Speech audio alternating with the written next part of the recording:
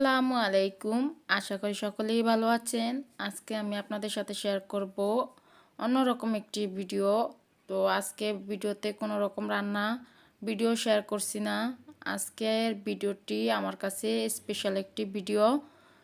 তো আপনারা এখনও যারা আমাদের চ্যানেলটিকে সাবস্ক্রাইব করেননি, প্লিজ আমাদের চ্যানেলটিকে সাবস্ক্রাইব করে পাশে থাকা বেল আইকনটি অন করে দিবেন, এবং যারা ফেসবুক পেজ থেকে দেখছেন তারা আমাদের পেজটিকে ফলো এবং লাইক করে দেওয়ার অনুরোধ রইল। তো আমার শাশুড়ি আম্মা আমাদের জন্য একটা পার্সেল পাঠিয়েছেন। তো অনেক দিন পর আমরা পার্সেলটা হাতে পেয়েছি, তো সেটাই আজকে আপনাদের সাথে শেয়ার করব কি কি থাকছে এই পার্সেলে। তো চায়নাতে সব সময় মানুষ আসে না, আর মাল অত আনে না মানুষ। তো আমাদের ভার্সিটিতে একটা ভাইয়া আসছিল, তো ওনার কাছে আমার শাশুড়ি আম্মা কিছু মাল দিয়েছে, আর উনি আহ, বেশি মাল তো আনতে পারেনি, তো কিছু মাল এখনও আম্মুর কাছে রয়ে গিয়েছে। সেগুলো অন্য কেউ আসলে তার কাছে হয়তো দিবে। তো আজকে এই পার্সেলে কি দিয়েছে সেটাই আজকে আপনাদেরকে খুলে দেখাচ্ছি। তো এই পার্সেলটা পাঠাতে গিয়ে আমার শাশুড়ি আমার খুবই কষ্ট হয়েছিল, ওনাকে ধন্যবাদ জানালো কম হবে। তারপরেও আমাদের পক্ষ থেকে ওনার জন্য অনেক অনেক ধন্যবাদ এবং ভালোবাসা রইল। তো এই প্যাকেটটা অনেক মজবুত করে দিয়েছেন, আর আমার একটু খুলতে খুবই কষ্ট হয়েছিল। তো দেখতে পাচ্ছেন এখানে ছুরি শুটকি দিয়েছে আম্মু। এগুলাকে ভালোভাবে কেটে কুটে তারপর রোদে শুকিয়ে তারপরে দিয়েছে।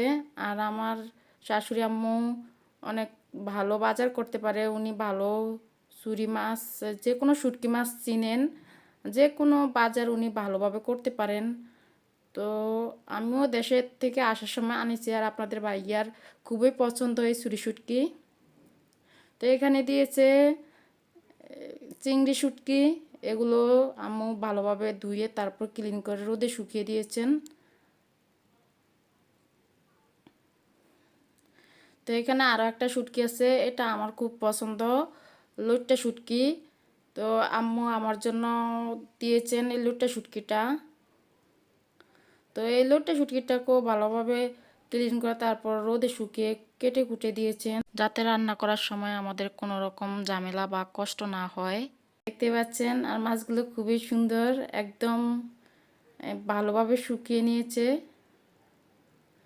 তো এখানে দিয়েছে হলুদের গুঁড়া আর মরিচের গুঁড়া, আর চায়নাতে কোনো রকম হলুদের গুঁড়া পাওয়া যায় না, আর মরিচের গুঁড়া যাও পাওয়া যায় ওগুলা চিলি ফ্লেক্সের মতো, ওগুলা একদম গুঁড়া না। তো এই জন্যই আর কি আমরা দেশের থেকে সব সময় হলুদ মরিচের গুঁড়া আনি। তো আজকে এই পর্যন্ত, আশা করি এই ভিডিওটি সকলেরই ভালো লেগেছিল। যদি ভালো লেগে থাকে তাহলে লাইক কমেন্ট শেয়ার করতে ভুলবেন না।